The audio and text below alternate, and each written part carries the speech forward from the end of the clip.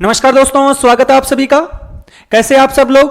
उम्मीद करते हैं कि आप सब लोग होंगे स्वस्थ होंगे, मस्त होंगे, मजे में होंगे। स्वागत है आप सभी का SRL एकेडमी के यूट्यूब चैनल पर।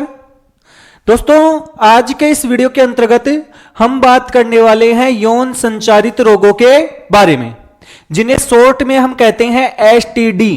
कहने का मतलब सेक्सुअल ट्रांसमिटेड डिजीज। और इसके साथ साथ में हम ऐसी तकनीकों के बारे में बात करने वाले हैं जो जनन के लिए सहायक हो सकती हैं, और उन तकनीकों को हम कहते हैं सहायक जनन तकनीकें, अर्थात ART, अर्थात असिस्टेड रिप्रोडक्टिव टेक्नोलॉजीज। तो इन दोनों टॉपिकों के बारे में आज के इस वीडियो के अंतर्गत हम बात करने वाले हैं।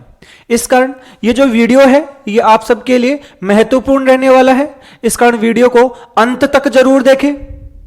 इसके साथ साथ में यदि आप हमारे चैनल पर पहली बार आए हैं, आप हमारे वीडियो को पहली बार देख रहे हैं, तो हमारे चैनल को सब्सक्राइब भी जरूर करें।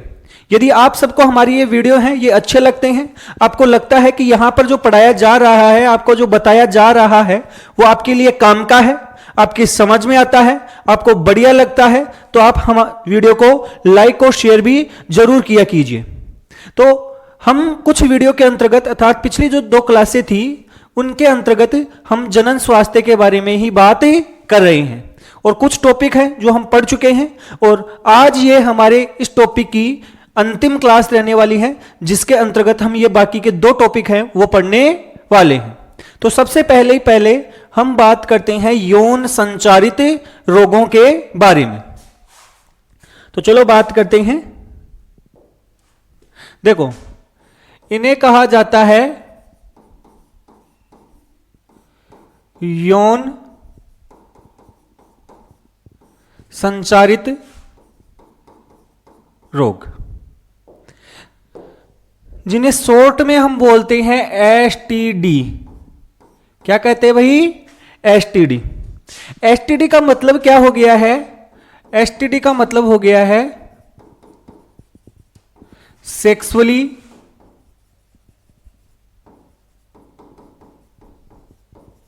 ट्रांसमिटेड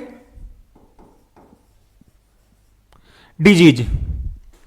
STD का मतलब हो गया है सेक्सुअली ट्रांसमिटेड डिजीज। शॉर्ट में बोल दिया है STD, या इन्हें बोला जाता है यौन संचारित रोग। ये जो रोग होते हैं, क्या होते हैं, कैसे होते हैं, उनके बारे में तो हम बात करने वाले हैं। लेकिन इससे पहले इनके और नाम भी होते हैं। इन्हें और किस नाम से जानते हैं? यौन संचारित संक्रमण। यौन संचारित संक्रमण भी इन्हें कहा जाता है। और यौन संचारित संक्रमण जब इन्हें कहते हैं तब इन्हें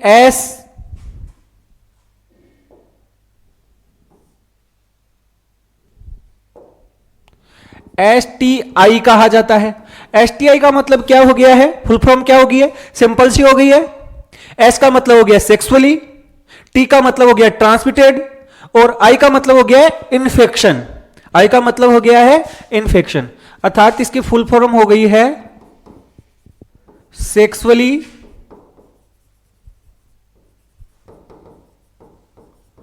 transmitted infection. Sexually transmitted infection, तो यह हो गया STI। या इन्हें और एक नाम से जाना जाता है, इन्हें हम बोलते हैं रति रोग। VDB इन्हें कहा जाता है। और V का मतलब हो गया वेनेरेल, और D का मतलब हो गया डिजीज। तो रति रोग कहा जाता है, इसका मतलब हो गया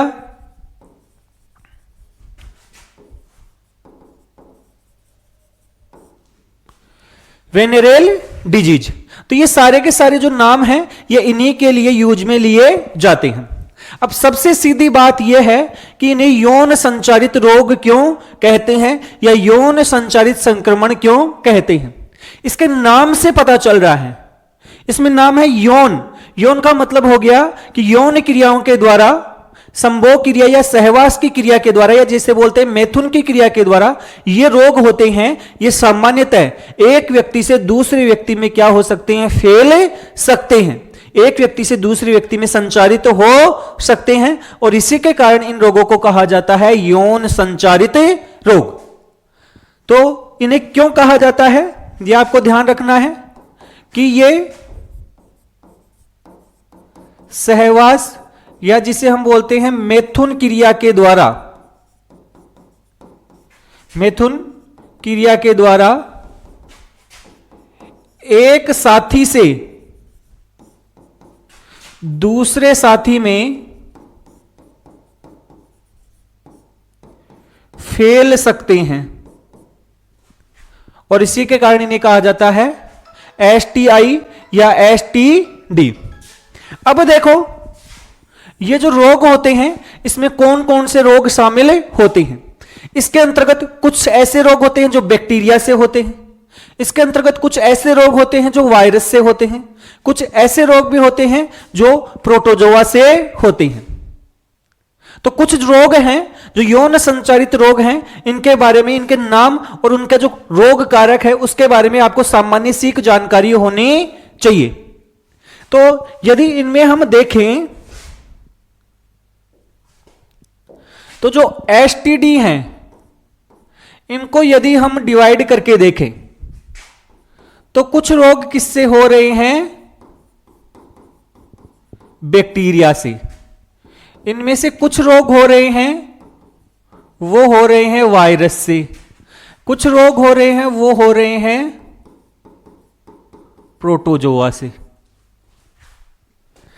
जैसे हम सबसे पहले उदाहरण देखते हैं किसके, बैक्टीरिया से होने वाले रोग। किससे होने वाले रोग देख रहे हैं, बैक्टीरिया।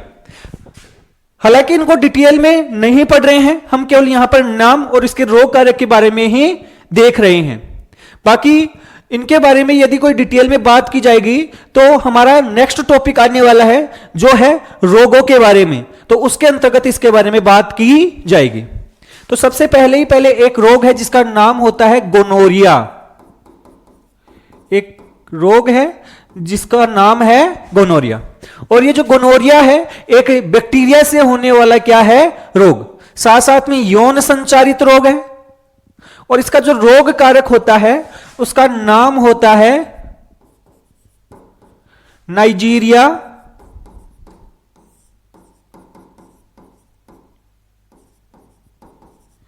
गोनेरियाई। इसका नाम होता है नाइजीरिया गोनेरियाई। तो यह आपको ध्यान रखना है कि रोग कौन सा है, कौन सी कैटेगरी का है, किससे फैलता है और रोग कारक क्या है। इसके अलावा दूसरा जो रोग जो आपको ध्यान रखना है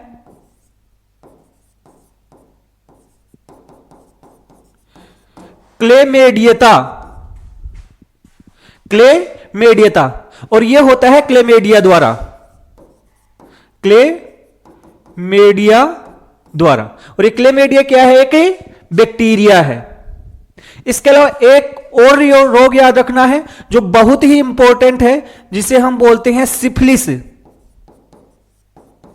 जिसे हम क्या बोलते हैं, सिफिलिस।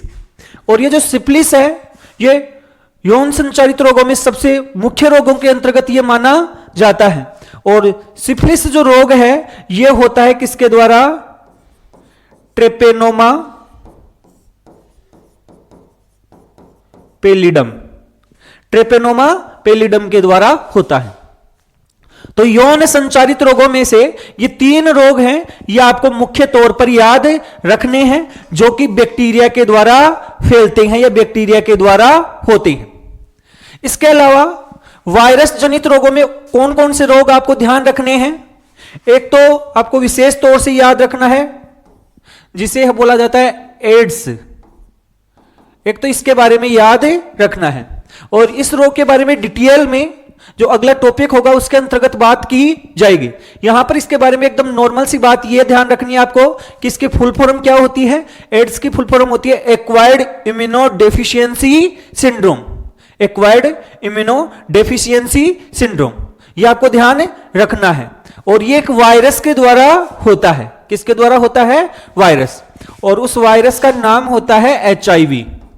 उस वायरस का नाम होता है HIV वायरस अर्थात human immuno deficiency virus. Human immuno deficiency virus के द्वारा ये होता है। तो एक तो ये रोग याद रखना है जो आपका यौन संचारित रोगों के अंतर्गत शामिल होता है और ये वायरस के द्वारा होता है। बहुत ज्यादा डिटेल में इसके बारे में बाद में बात करेंगे हम। इसके बाद में दूसरा रोग जो याद रखना है वो याद रखना है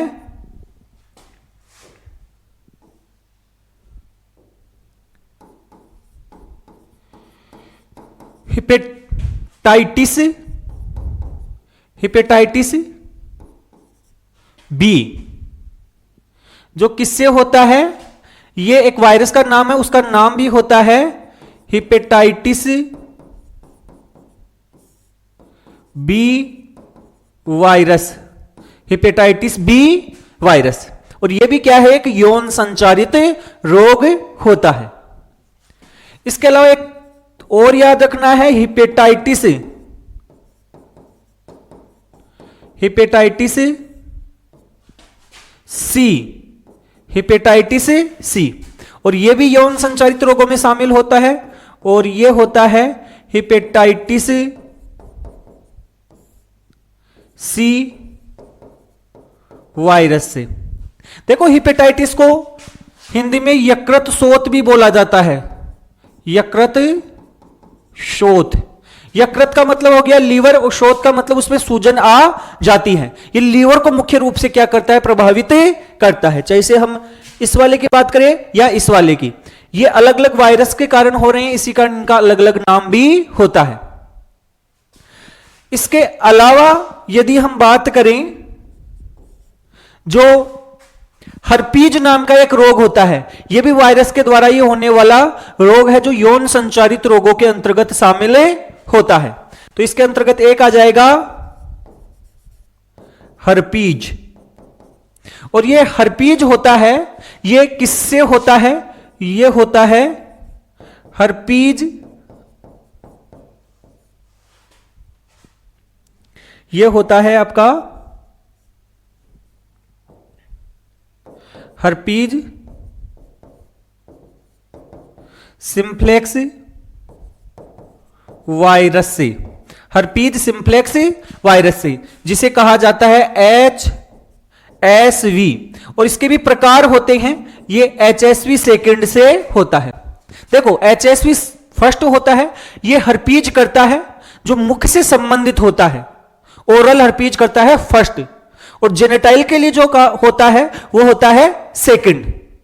तो ये हो जाएगा हर्पीज होता है, ये हर्पीज सिंप्लेक्स वायरस से होता है। और एक और याद रखना है आपको जिसे कहा जाता है लैंगिक मस्से, जिसे कहा जाता है लैंगिक मस्से।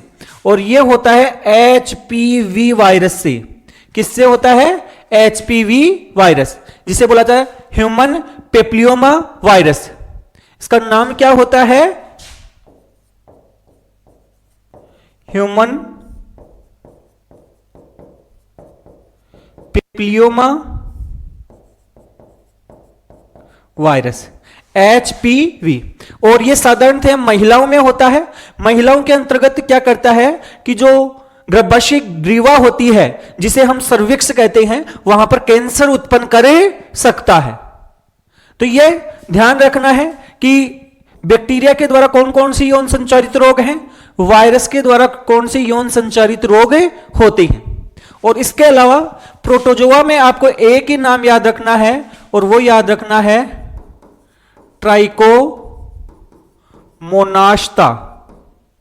कौन सा रोग याद रखना है? ट्राइकोमोनास्टा, जो किससे होता है? ट्राइकोमोनास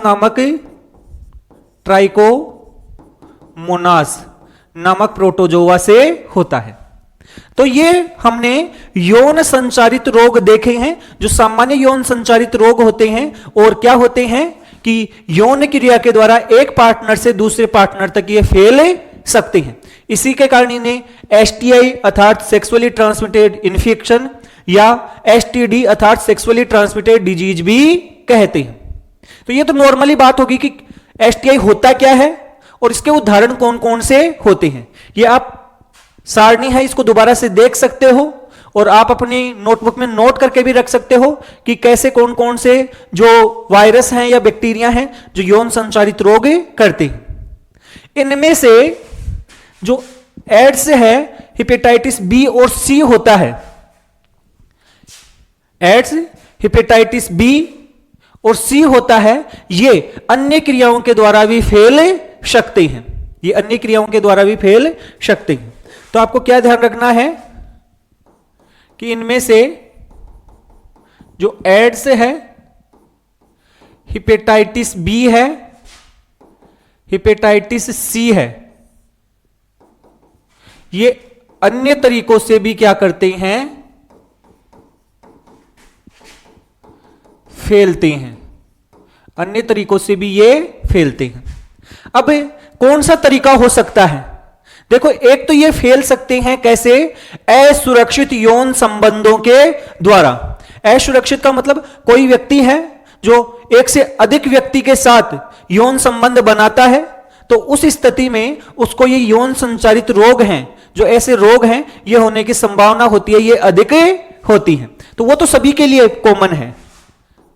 तो ये क्या होते हैं? असुरक्षित यौन संबंधों द्वारा, असुरक्षित यौन संबंधों के द्वारा ये फैलते हैं। इसके अलावा और कैसे फैल सकते हैं? संक्रमित सुई के प्रयोग द्वारा। मान लो कोई इंजेक्शन है या सुई है, वो संक्रमित हो गई, एक व्यक्ति है वो लगा रहा है, दूसरा उसी को लगा रहा है, तीसरा उसी को लगा रहा है, तो किसी व्यक्ति को मान लो वो रोग था, तो एक व्यक्ति से दूसरे व्यक्ति में वो फैल सकता है संक्रमित सुई के द्वारा। या मान लो कि संक्रमित व्यक्ति का रक्त है, किसी दूसरे व्यक्ति को चढ़ा दिया, तो संक्रमित रक्त के द्वारा भी ये एक व्यक्ति से दूसरे व्यक्ति तक फैल सकते हैं। तो तीसरा तरीका हो सकता है संक्रमित रक्ताधान द्वारा। संक्रमित रक्ताधान द्वारा भी ये एक व्यक्ति से दूसरे व्यक्ति में फैल सकते हैं। इसके अलावा संक्रमित माता से गर्भस्थ शिशु को भी ये फैल सकते हैं। तो ये आपको ध्यान रखना है कि यौन संचारित रोग है, यौन क्रिया के द्वारा तो फैलते ही फैलते हैं। इसके अलावा ये अन्य चीजों से भी फैल सकते हैं। मान लो ब्लड का ट्रांसफ्यूजन सही तरीके से नहीं हुआ, मान लो माता से बच्चे में फैल गया, या संक्रमित सुई के उपयोग के द्वारा भी ये फैल सकता है। तो इस कारण इनके लिए विशेष ध्यान रखने की क्या होती है, आवश्यकता होती है। तो इसलिए क्या नहीं किया जाना चाहिए भाई, जो भी तरीके हैं उनके बचना चाहिए, उनसे बचना चाहिए। कैसे भाई? यौन संबंधों के द्वारा फैल रहा है तो इसके लिए क्या करना चाहिए कि हो सके वहां तक यौन संबंध एक ही साथी के साथ बनाए जाएं, एक ही पार्टनर के साथ यौन संबंध बनाए जाएं। और मान लो बाई चांस ऐसी स्थिति भी होती है कि कोई व्यक्ति होता है एक से अधिक साथी के साथ यौन संबंध बनाता है, तो उस समय निरोध वगैरह का क्या वो करना चाहिए, उपयोग करना चाहिए। तो एक तो क्या हो कि ऐसे रोक सकते हैं। दूसरा, मान लो संक्रमित सुई है तो सुई का उपयोग केवल एक ही बार किया जाना चाहिए, एक से अधिक व्यक्तियों के लिए वो काम में नहीं ली जानी चाहिए। तो ऐसे बचा जा सकता है। इसके अलावा और क्या तरीका हो सकता है भाई? संक्रमित रक्त के आदान के द्वारा भी फैलता है। तो रक्त मान लो एक व्यक्ति से दूसरे व्यक्ति को दिया जा रहा है, तो जब भी एक व्यक्ति से दूसरे व्यक्ति को दिया जाए उससे पहले उस रक्त की सभी तरीके की जांच होनी चाहिए, जिससे यह पता चल सके कि वो रक्त है वो संक्रमित तो नहीं है। और लास्ट तरीका था कि गर्भवती या संक्रमित माता से गर्भस्थ शिशु में, तो इस समय क्या है कि कोई गर्भवती महिला है उसके समय पर जांच होनी चाहिए, और अगर बाई चांस कोई संक्रमित महिला होती है तो उस समय उसका उचित उपचार किया जाना चाहिए, जिससे कि जो रोग है वो माता से बच्चे में फैलने की संभावना को क्या किया जा सके, कम किया जा सके। तो इस प्रकार से इन यौन संचारित रोगों से बचा जा सकता है। ये जो यौन संचारित रोग होते हैं इनके लक्षण क्या क्या होते हैं? हालांकि इनके लक्षण है वो लंबे समय तक दिखाई नहीं भी दे सकते हैं, और शुरुआत में इनके लक्षण होते हैं वो कैसे होते हैं, सामान्य। तो कई बार ये लक्षण होते हैं ये दिखाई नहीं देते हैं, कई बार मतलब एसिम्टोमेटिक भी हो सकते हैं, या कई बार शुरुआत में जो लक्षण होते हैं वो क्या होते हैं, सामान्य होते हैं। शुरुआत में जो लक्षण होते हैं वो एकदम क्या होते हैं, सामान्य होते हैं। जैसे कि खुजली हो गई, दाने बनना, थकान, ऐसे सामान्य लक्षण होते हैं शुरुआत में। लेकिन आगे जाकर ये अधिक आपके क्या हो सकते हैं, अधिक नुकसानदायक हो सकते हैं। इनसे एक कंडीशन हो सकती है जिसे कहा जाता है पीआईडी, इसे एक कंडीशन हो सकती है जिसे कहा जाता है पीआईडी, और ये शॉर्ट नेम है, इसकी फुल फॉर्म भी आपको ध्यान रखनी है। इसका नाम हो गया है पेल्विक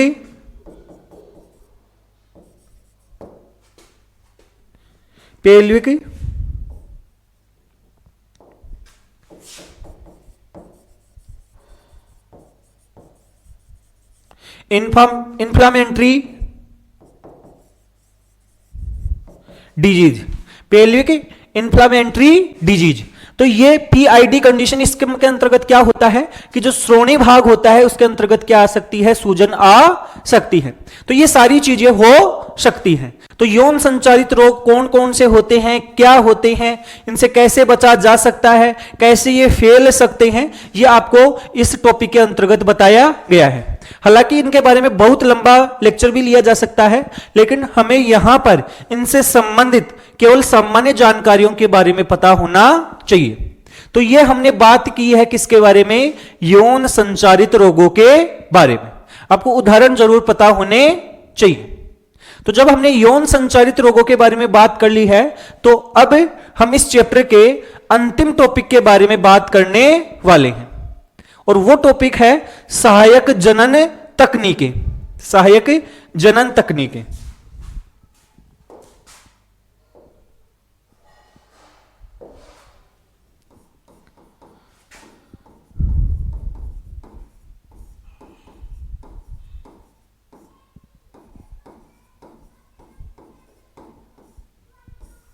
सहायक जनन तकनीकें, इन्हें शॉर्ट में कहा जाता है ART।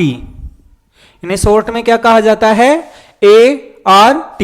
ART का मतलब क्या हो गया,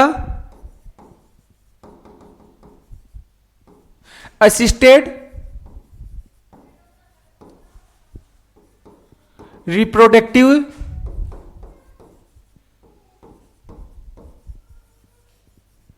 टेक्नोलॉजी। असिस्टेड रिप्रोडक्टिव टेक्नोलॉजी, ये तकनीकें क्या होती हैं। मान लो कि कोई दंपति है और वो दंपति सामान्य सहवास की क्रिया के द्वारा बच्चे पैदा करने में असमर्थ होते हैं, तो उस कंडीशन में, अर्थात बंध्यता की कंडीशन में, इनफर्टिलिटी की कंडीशन में जो ये तकनीकें होती हैं ये काम में आती हैं।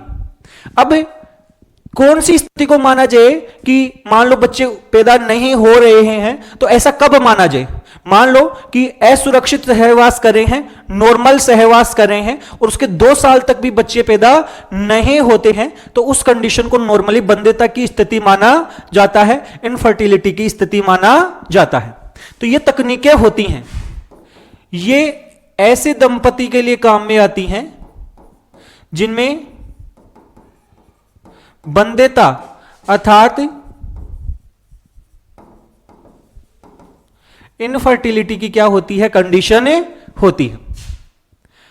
और इनफर्टिलिटी का मतलब क्या हो गया कि सामान्य या फिर असुरक्षित सहवास के यदि 2 वर्ष तक भी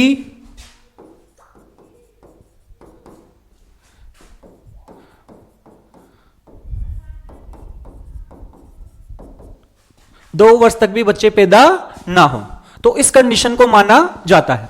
तो देखो ये इनफर्टिलिटी की कंडीशन में ये काम में ये तकनीकें आती हैं।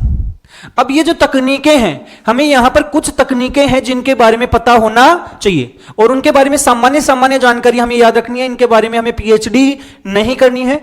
एक तो इनके नाम है वो पता होने चाहिए और इनकी एक फुल फॉर्म है वो पता होनी चाहिए और थोड़ी बहुत इनके बारे में जानकारी भी होनी चाहिए। तो देखो इसमें कौन कौन सी तकनीकें हैं।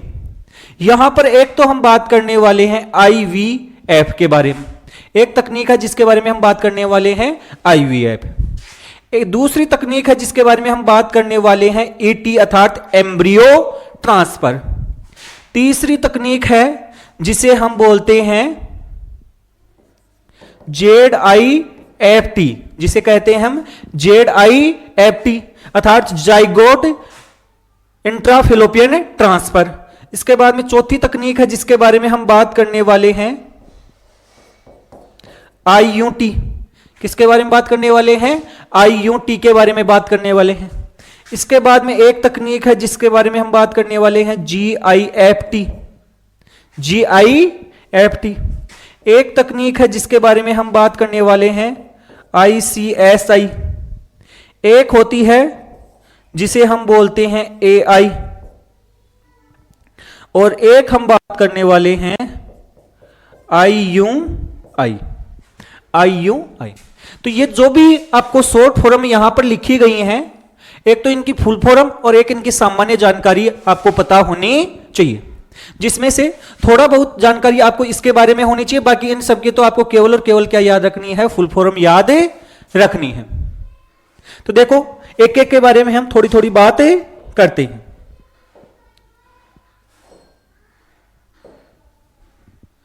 सबसे पहले हम बात करते हैं आईवीएफ के बारे में।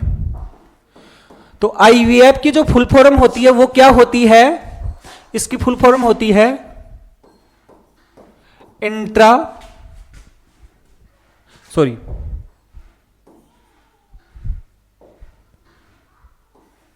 इन vitro fertilisation. In vitro fertilisation या शॉर्ट में इसके लिए शब्द काम में लिया जाता है आईवीएफ। अब ये आईवीएफ क्या है? ये आईवीएफ ही क्या है? मान लो ऐसे दंपति हैं अर्थात एक महिला और पुरुष हैं जिनमें सामान्य तरीके से बच्चे उत्पन्न नहीं हो पा रहे हैं, चाहे से वो कोई भी कारण हो, चाहे से वो शारीरिक कारण हो, चाहे से वो मानसिक कारण हो, चाहे से वो भावनात्मक कारण हो, तो वो आईवीएफ की मदद ले सकती हैं। और इसमें क्या होता है कि जो निषेचन की क्रिया होती है वो कहां पर होती है? वो प्रयोगशाला में होती है। कहां होती है भाई? प्रयोगशाला में होती है। इसे हिंदी में हम पात्रे निषेचन भी कहते हैं। क्या कहते हैं? पात्रे निषेचन भी कहते हैं। क्या होता है इस तकनीक में? जो महिला होती है और जो पुरुष होता है, महिला से क्या लिया जाता है? अंडाणु। पुरुष का क्या लिया जाता है? शुक्राणु। सामान्य तौर पर शुक्राणु होता है मादा के शरीर में जाता है और अंडवाहिनी में जाने के बाद अंडाणु और शुक्राणु का क्या होता है? निषेचन। और जब शरीर के अंदर होता है तब इसे बोला जाता है इन विवो फर्टिलाइजेशन। इसे क्या कहा जाता है? In vivo fertilisation. लेकिन यहां पर जो मादा है उससे ले लिया अंडाणु और जो पुरुष है उसे ले लिया शुक्राणु और उसको प्रयोगशाला में क्या किया? ये मान लो अंडाणु है और ये ले लिए शुक्राणु।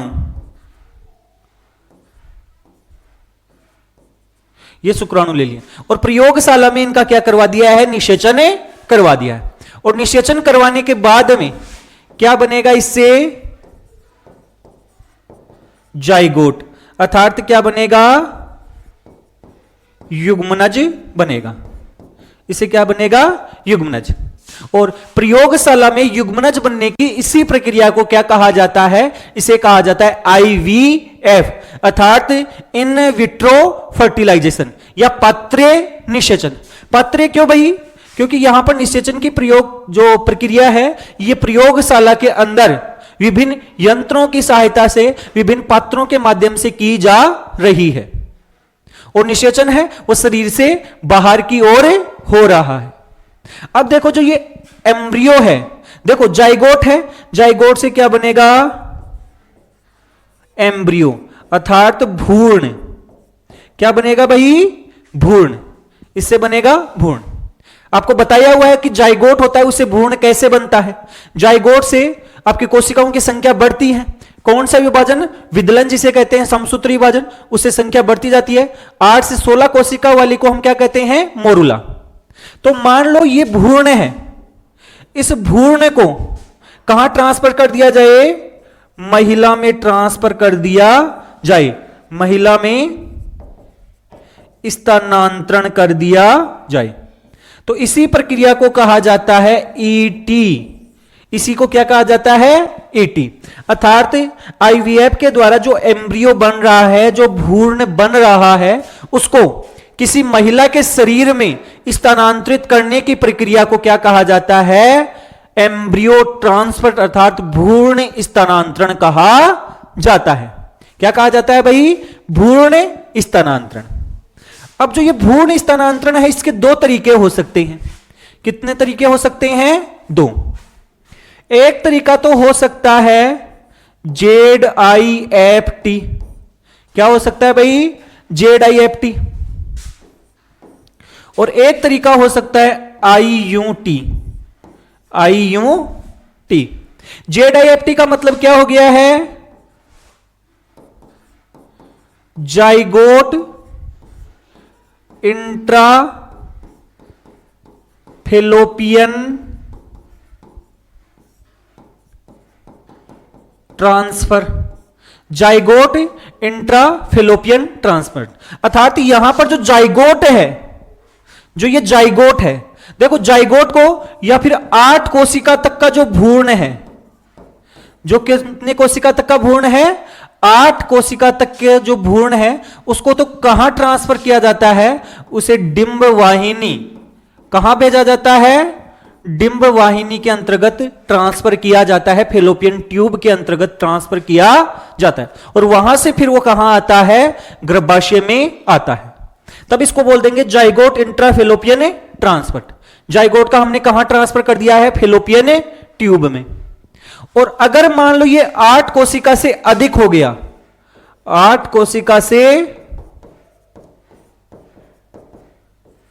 अधिक का भ्रूण हो गया, इसका मतलब यह हो गया कि अब यह भ्रूण 8 कोशिका से अधिकता है, और 8 कोशिका से अधिक का भ्रूण अल्टीमेटली कहां आ जाता है? यूट्रस में आ ही जाता है। तो यहां पर क्यों हम फेलोपियन ट्यूब में डालें? इसको सीधो कहां डाल दिया जाता है? यूट्रस के अंदर ही डाल दिया जाता है। और इसका नाम क्या हो गया? Intra uterine transfer. इसका मतलब क्या हो गया है? Intra uterine transfer.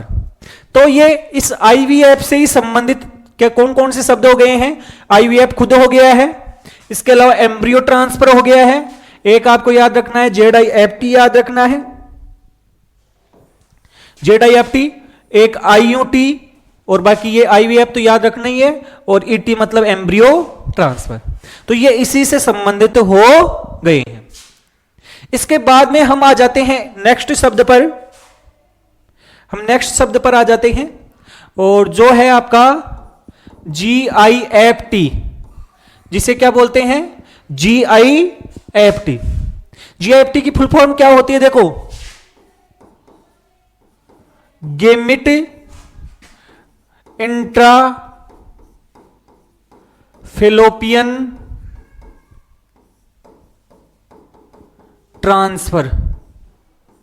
देखो इस तकनीक के अंतर्गत क्या किया जाता है कि जो मादा का युग्मक होता है ना, अंडाणु, मान लो कोई एक महिला है और उस महिला में अंडाणु ठीक प्रकार से नहीं बन पा रहे हैं, बाकी सारी कोई समस्या नहीं है, तो उस कंडीशन में क्या किया जाता है कि एक स्वस्थ महिला होती है, उससे अंडाणु लिया जाता है और उस अंडाणु को कहां पर ट्रांसफर कर दिया जाता है? फेलोपियन ट्यूब में ट्रांसफर कर दिया जाता है, और बाकी नॉर्मल तरीके से फिर उसमें क्या होता है? जनन होता है। तो इसमें क्या होता है, किसका स्थानांतरण होता है, अंडाणु का, अंडाणु का स्थानांतरण होता है। और किसमें करते हैं, फैलोपियन ट्यूब में। किसमें करते हैं, फैलोपियन ट्यूब में। तो इसी कारण इसका नाम हो गया गेमेट। गेमेट का मतलब हो गया युग्मक। युग्मक, अंडाणु एक युग्मक ही तो है, मादा युग्मक ही तो है।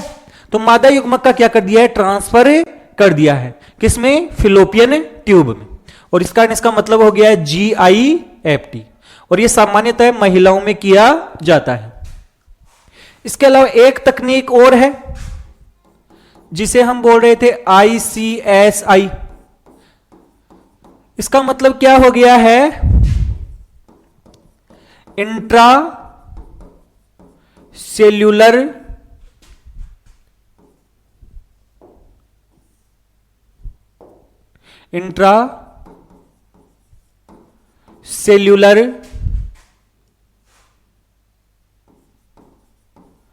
Sperm injection. Intracellular sperm injection. मान लो ये कब किया जाता है, ध्यान से सुनना, कि जब शुक्राणु है ये गतिशील नहीं हो। शुक्राणु है वो गतिशील ही नहीं है, और जब गतिशील नहीं है तो फिर वो अंडाणु के साथ निषेचन कैसे करेगा। तो उस कंडीशन में क्या किया जाता है कि मान लो ये अंडाणु है और ये क्या है, स्पर्म है, शुक्राणु है। अब ये इसके अंदर प्रवेश नहीं कर रहा क्योंकि ये गतिशील नहीं है या अन्य कोई समस्या है। तो इस कंडीशन में क्या किया जाता है कि एक इंजेक्शन की सहायता से क्या किया जाता है कि ये जो शुक्राणु है इसको यहां पर भर दिया और इसको सीधा कहां छोड़ दिया जाता है, अंडाणु के अंदर छोड़ दिया जाता है। किसके अंदर भेज दिया जाता है, अंडाणु के अंदर भेज दिया जाता है। इसी कारण इसको बोलते हैं हम इंट्रा सेल्यूलर, मतलब सेल के अंदर, अंडाणु के अंदर स्पर्म का क्या किया है, इंजेक्शन किया है, उसका निक्षेपण किया है। अंतः कोशिका शुक्राणु निक्षेपण, हिंदी में इसका नाम है अंतः कोशिका शुक्राणु निक्षेपण। तो यह तकनीक हो गई है ICSI।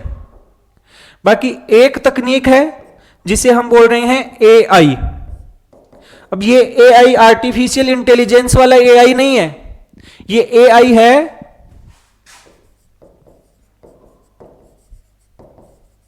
आर्टिफिशियल